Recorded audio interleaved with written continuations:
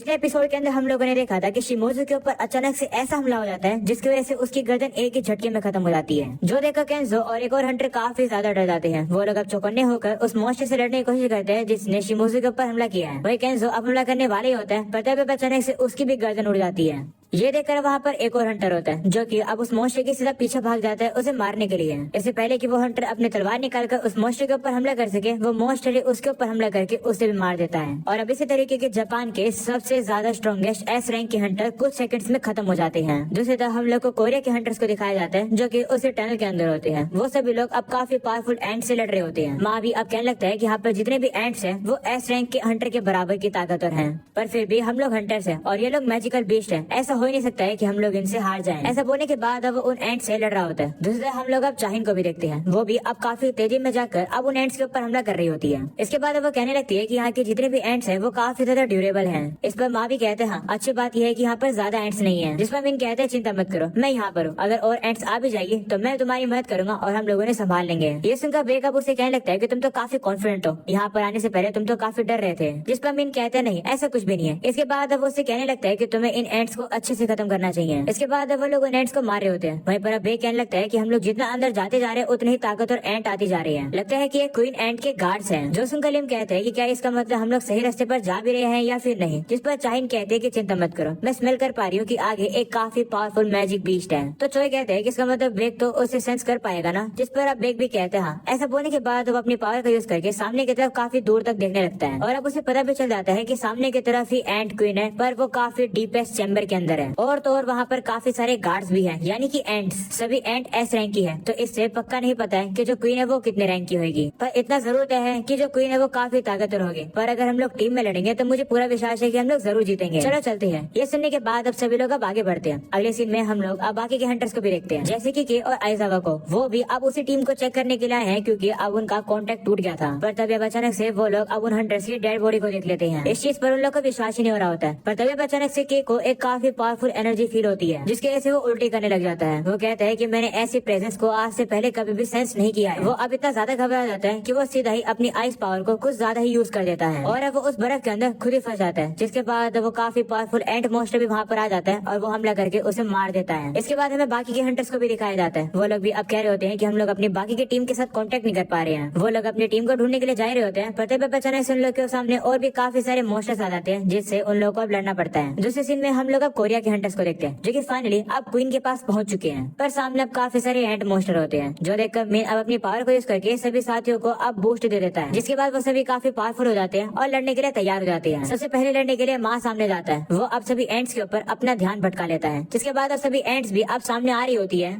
जो देखकर चोय अब काफी ज्यादा फायर पावर का यूज करने लगता है। वो कहता है कि नॉर्मली तो मैं इतनी ज्यादा फायर पावर यूज नहीं करता हूँ, पर आज मुझे लगता है कि मुझे बिल्कुल भी होल्ड बैक करना चाहिए। ऐसा बोलने के बाद वो हमला करके काफी सारे एंट्स को एक ही बारे में जला देता है। वहीं पर अब चोय की बात को बेग भी सुन लेता है। वो अब कहने लगता है कि हाँ, चोय बिल्कुल सही कह रहा है, बिल्कुल भी होल्ड बैक करने का रीजन नहीं है, इसलिए मैं भी अब अपनी पूरी ताकत का यूज करूंगा। ऐसा बोलने के बाद अब बेग अपनी बीस्ट ट्रांसफॉर्मेशन में आ जाता है, यानी कि अब वो अपनी पूरी ताकत से लड़ेगा। ट्रांसफॉर्म होने के बाद बेग अब और भी ज्यादा पावरफुल और काफी तेज हो जाता है। वो जाकर अब उन एंट्स को मारने लगता है। ये देखकर तो अब चोय भी हैरान हो जाती है। वो अब कहती है तो ये है बेग का बीस्ट ट्रांसफॉर्मेशन। इसके बाद हम लोग अब उसी कैमरामैन को देखते हैं जो कि सारी चीजों को रिकॉर्ड कर रहा होता है, वो भी लाइव। पर तभी उसे इन्फॉर्मेशन मिलती है कि 80% व्यूवरशिप हो गया, क्या तुम और आगे जाकर एक बेटर शॉट ले सकते हो। तो अब वो कैमरामैन भी आगे जा रहा होता है, पर तभी मिन उसे रोक लेता है और कहता है कि आगे जाना खतरे से खाली नहीं है, इसलिए यहीं रुको। तो वो कैमरामैन भी मान जाता है और वो पीछे से ही रिकॉर्ड कर रहा होता है। वहीं पर अब वो जो कुछ भी रिकॉर्ड कर रहा होता है, जापान के जितने भी लोग होते हैं और कोरिया के जितने भी लोग होते हैं वो सभी लोग इस फाइट को देख रहे होते हैं। अगले सीन में हम लोग अब देखते हैं कि माँ के पास अब काफी ज्यादा एंट्स आ जाती है और अब जैसी काफी ज्यादा एंट्स आ जाती है वो हमला करना शुरू कर देता है और उन्हें खत्म भी। दूसरी तरफ हमें अब लिम को भी दिखाया जाता है जो कि अब अपनी बो का यूज करके काफी ज्यादा मैजिकल एरोस को शूट करता है और इनका यूज करके वो काफी इजीली से एक ही बार में काफी ज्यादा मॉन्स्टर्स को खत्म कर देता है। इसके बाद हमें अब चाहिन को भी दिखाया जाता है। वो भी अब काफी ज्यादा तेज होती है। वो तो कुछ ज्यादा ही एंट मॉन्स्टर्स को मार रही होती है। ये देखकर तो अब न्यूज में जितने भी लोग होते हैं वो चाहिन की तारीफ करने लगते हैं। और इसी में हम लोग अब देखते हैं कि वो सभी लोग अब एक साथ मिलकर फाइनली सभी एंट मॉन्स्टर्स को मार देते हैं और अब सिर्फ क्वीन बच जाती है, जो देखकर माँ अब उससे लड़ना शुरू कर देता है। वह अपने साथी से भी कहता है कि चलो इसे खत्म करते हैं। ये सुनकर लिम अब पीछे से जाता है और वो जाकर उस क्वीन के ऊपर काफी सारे हमले कर देता है, जिसके बाद अब बेक भी वहाँ पर आ जाता है और अब वो जाकर उस क्वीन के ऊपर काफी ज्यादा मुक्के बरसा देता है। ये देखकर तो क्वीन काफी गुस्से में आ जाती है और अब वो गुस्से में हमला कर देती है, जिसकी वजह से बेक और माँ काफी ज्यादा इंजर्ड हो जाती है। वो लोग अब खत्म ही होने वाले होते हैं। पता भी अचानक से मिन अब उन लोग के ऊपर हीलिंग मैजिक यूज करके उन्हें काफी तेजी से रिकवर कर देता है, जो देखकर तो वो लोग भी हैरान हो जाते हैं। वहीं पर मिन कहने लगता है कि जब तक मैं यहाँ पर हूँ तुम लोग को हारने की चिंता करने की जरूरत नहीं है। ये सुनने के बाद अब वहाँ पर चोय जाता है और अब चोय जाकर सीधा उस क्वीन के ऊपर काफी ज्यादा फायर से हमला करता है। इस धमाके से भी अब उस क्वीन को कुछ भी नहीं होता है, पर वो जो क्वीन होती है वो एक काफी जोर से चीख मारती है। ये सुनकर बेका सोचने लगता है कि क्या ये क्वीन किसी की मदद मांगने के लिए बुला रही है। इसके बाद वो लोग अब देखते हैं कि क्वीन अब वहाँ से भाग रही होती है, पर तभी वो सभी लोग अब उसके ऊपर हमला करके उसे वहीं रोक लेते हैं। सभी हंटर्स अब क्वीन का ध्यान भटका देते हैं। इसके बाद वो लोग चाहिन से कहते हैं कि जाओ जाकर इसके ऊपर हमला करो। इसके बाद अब मिन भी चा को और भी ज्यादा बूस्ट दे देता है। इसके बाद हम लोग अब देखते हैं कि चाहिन की स्पीड अब और भी ज्यादा डबल हो जाती है। वो अब काफी तेजी से जाती है और अब वो अपनी तलवार का यूज करके उस क्वीन मॉन्स्टर के सभी पैरों के ऊपर हमला करके उन्हें काट देती है,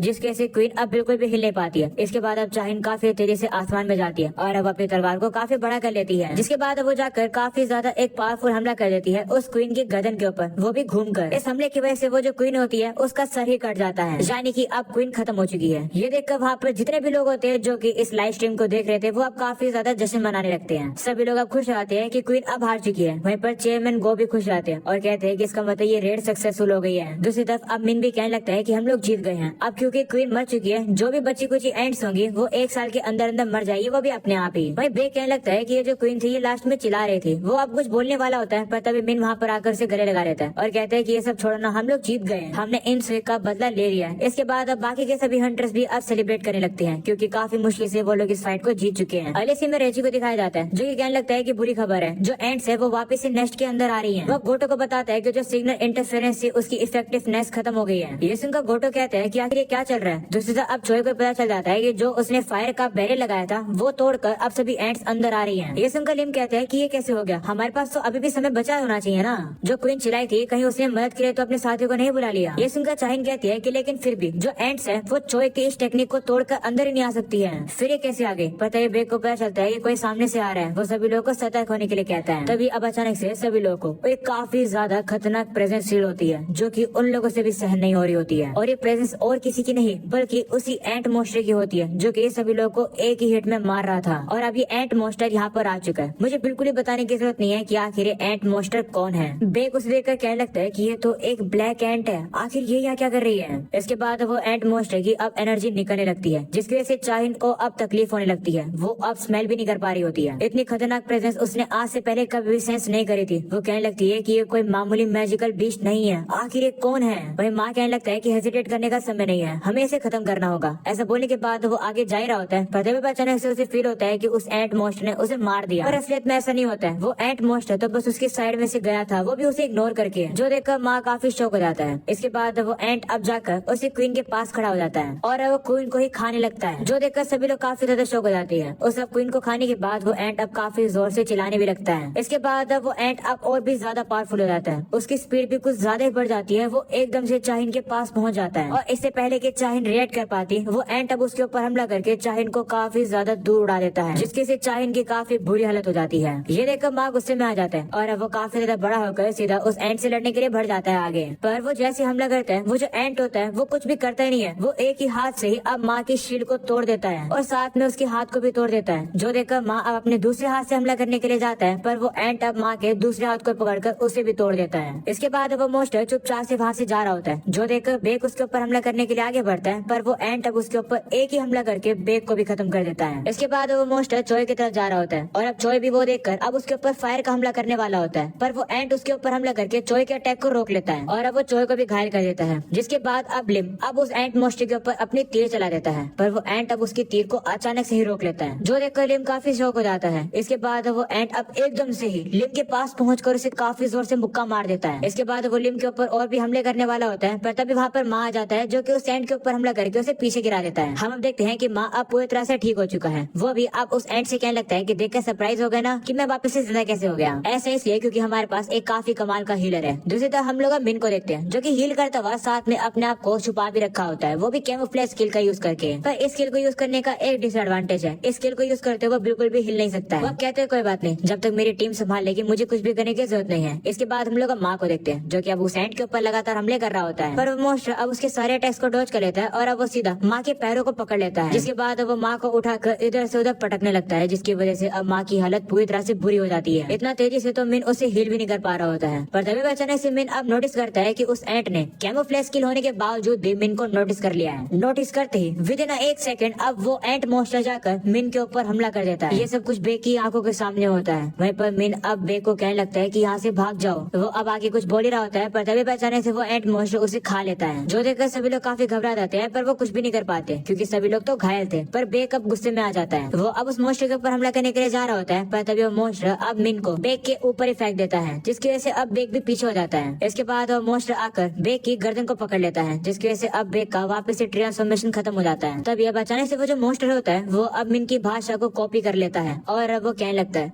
बेक भाग जाओ। ये देखकर बेक गुस्से में आ जाता है और वो फिर से उसे लड़ने की कोशिश करता है, पर तभी वो मोस्टर कहने लगता है कि तुम सभी लोग कमजोर हो, तुमने हमारे क्वीन को मारा है, तुम्हारे सोल्जर्स को मारने से कोई भी फायदा नहीं होगा। मुझे ये बताओ कि तुम लोग का राजा कहाँ पर है। तभी बचाने से वो मोस्टर अब सेंस कर लेता है गोटो की प्रेजेंस को। वो कहता है कि ये प्रेजेंस ताकतवर है। ऐसा बोलने के बाद वो काफी तेज से वहाँ से गायब हो जाता है और सीधा गोटो के पीछे चला जाता है। वहाँ पर बेक को भी समझ आता है कि ये गोटो के ऊपर हमला करने के लिए जा रहा है, पर अब वो कहते हैं कि हमें इसके बारे में बाद में सोचना होगा, हमें सबसे पहले यहाँ से बाहर निकलना होगा। जैसे वो ये बात बोलता है वो अब देखते हैं कि वहाँ पर तो अब काफी ज्यादा एंट मोस्टर आने लगे उन लोगों के ऊपर हमला करने के लिए। दूसरी तरफ हम लोग अब गोटो को भी देखते हैं, उसे भी अब उसके साथी बताते हैं कि कोई भी टीम रिस्पॉन्स नहीं कर रही है, जो देखकर वो इन्वेस्टिगेशन करने के लिए जा रहा होता है। वहीं पर अब वो ब्रावो वाली टीम से कहता है कि तुम लोग एंड पॉइंट पर वेट करना, तो वो लोग भी कहते हैं ठीक है। अगले सीन में अब गोटो जैसे वहाँ देखता है कि वहाँ पर तो के ने अपनी आइस पावर को यूज कर रखा था। ये देखकर वो अब वहाँ पर पहुंच जाता है और अब वो लोग देखते हैं कि वहाँ पर तो हंटर्स की लाश पड़ी होती है और वो हंटर्स उसी के साथ ही थे। तभी अचानक से एक बंदा अब गोटो से वॉकी टॉकी पर कुछ कहने लगता है। उसे कहता है कि आखिर तुम शेड्यूल के हिसाब से चेक इन क्यों नहीं कर रहे हो। तो गोटो कहता है कि यहाँ पर थोड़ी सी गड़बड़ हो गई है। जो सुनकर बंदा कहता है कि तुम वहाँ पर हो तो दिक्कत की बात नहीं है, ये बताओ कि वो जो सिग्नल है वो कैसे काम कर रहा है। तो गोटो बताते हैं कि सिग्नल्स की इफेक्टिवनेस कम हो गए हैं, इसलिए सभी एंड्स वापस नेस्ट के अंदर चले गए हैं। जो सुनकर बंदा कहता है कि अगर ऐसी बात है तो सभी हंटर्स के बचे रहने की प्रोबेबिलिटी कितनी है। जिस पर गोटो कहता है कि एंड्स की जो आर्मी है वो कुछ ज्यादा बड़ी है, जो देखकर मुझे पूरा विश्वास है कि उन हंटर्स के बचने के चांस 0% है। जो सुनकर बंदा कहता है कि अगर ऐसी बात है तो पूरी ताकत यूज करने के बाद भी हमारे जापानीज हंटर काफी नहीं रहे। कोई बात नहीं, हम लोग उनके सेक्रीफाइस को याद रखेंगे। अब हम लोग अपनी सेकंड स्ट्राइक टीम को भेजेंगे जो कि सी में वेट कर रहे हैं। हम लोग कैसे भी करके जेजू आइलैंड रेड को कंप्लीट करके रहेंगे। इससे हमारी कंट्री की तारीफ होगी कि हमने एस रैंक के गेट को खत्म कर दिया। इसके बाद वो सभी हंटर्स को विड्रॉ करने के लिए कह देता है और कहता है कि सेकंड स्ट्राइक टीम के साथ मिलकर अब आगे बढ़ो। तो गोटो भी कहते हैं ठीक है और अब अपने साथियों को बताते हैं कि चेयरमैन की ऑर्डर आए हैं, हम लोग अभी पुल आउट कर रहे हैं, हमें बोरिस को कलेक्ट करके जाना होगा। वो लोग अब जाने वाले होते हैं, पते भी बचाने से वहाँ पर वही एंट मोस्टर आ जाता है जो कि सबसे पहले गोटो के ऊपर हमला करता है, पर गोटो तो अपनी तलवार से उसके हमले को रोक लेता है। जिसके बाद वो मोस्टर इशिरा के ऊपर हमला करता है और वो एक ही सेकंड में उसकी गर्दन को उड़ा देता है। पर अभी भी एक हंटर बचा हुआ होता है, जो देखकर गोटो उससे जाने के लिए कहता है और कहता है कि ब्रावो के साथ जाओ और अगले फेज की तैयारी करो, क्योंकि अगर तुम यहाँ पर रुकोगे तो तुम वैसे भी मेरे रास्ते के बीच में आओगे, इसलिए चले जाओ। तो बंदा भी कहते ठीक है और वहाँ से चला जाता है। वहीं पर गोटो भी अब उस एंट मोस्टर की एनर्जी को फील कर पा रहा होता है। वो कहता है कि कितनी पावरफुल हो रहा है। इसके बाद वो मोस्टर गोटो से पूछता है कि क्या तुम इंसानों के राजा हो। ये सुन के गोटो शॉक हो जाता है और कहता है कि क्या ये एंट बोल पा रही है, ये तो काफी इंटरेस्टिंग है। वो अब उसे कह देता है हाँ मैं राजा हूँ। ये सुनने के बाद वो एंट मोस्टर और भी ज्यादा पावरफुल हो जाता है, उसकी अब काफी ज्यादा मैजिकल पावर निकलने लगती है, जो देखकर गोटो भी डर जाता है। वो कहता है कि ऐसी मैजिकल एनर्जी तो मैंने सिर्फ जिन्वू के अंदर ही फील करी थी। तभी अब अचानक से अंधेरा हो जाता है, जिसके बाद हमें अब दिखाया जाता है कि गोटो की तलवार टूट जाती है, पर आखिरकार एग्जैक्टली हुआ क्या है इसके बारे में हमें दिखाया नहीं जाता है। दूसरी तरफ हम लोग को अब बाकी के काफी ज्यादा एंट मोस्टर्स को दिखाया जाता है, जो कि अब नेस्ट के अंदर घुस चुके हैं और अब उन हंटर्स के ऊपर हमला कर रहे हैं, जो देखकर चोयाक उन लोग के ऊपर हमला कर रहा होता है, पर वो सभी को नहीं हरा पा रहा होता है। वहीं पर बाकी हंटर्स तो घायल होते हैं, वो लोग कुछ भी नहीं कर पा रहे होते हैं। ये देखकर अब कहने लगता है कि हम लोग की हालत नहीं है लड़ने के लिए, अब सिचुएशन काफी ज्यादा बुरी है, लगता है कि हमारा खेल अब यही खत्म हो गया है। ऐसा बोलने के बाद अब वो हार मान लेता है, जिसके बाद अब जितने भी एंट मोस्टर होते हैं वो अब उन लोग के ऊपर हमला करने के लिए आगे आ रहे होते हैं। उन लोग को अब हमला लगने वाला ही होता है, पता भी पहचाना से उन सभी हंटर्स की जमीनों में से अब वो शेडोज निकल जाती है, जो कि जिन्हों ने उनके अंदर डाली थी। वो शेडोज अब बाहर निकलकर उन सभी एंट्स को बीच में ही रोक लेती है, जो देखकर सभी हंटर्स काफी ज्यादा शौक हो जाते हैं। वहीं बे कहने लगता है कि आखिर ये सोल्जर्स किसके हैं। वहीं दूसरी तरफ हम लोग को जिन्वू को दिखाया जाता है, जो कि एक बिल्डिंग के किनारे पर बैठा था। उसे भी पता चल जाता है कि आखिरकार जेजू आइलैंड में क्या चल रहा है। जिन्वू अब खड़ा हो जाता है और अब वो कहता है शेडो एक्सचेंज, यानी कि अब जिन्वू तैयार है जेजू आइलैंड में जाने के लिए और उस एंट मोस्टर को उसकी औकात दिखाने के लिए। और अब इसी के साथ ये कमाल का एपिसोड एक और क्लिफ हैंगर पर खत्म हो जाता है।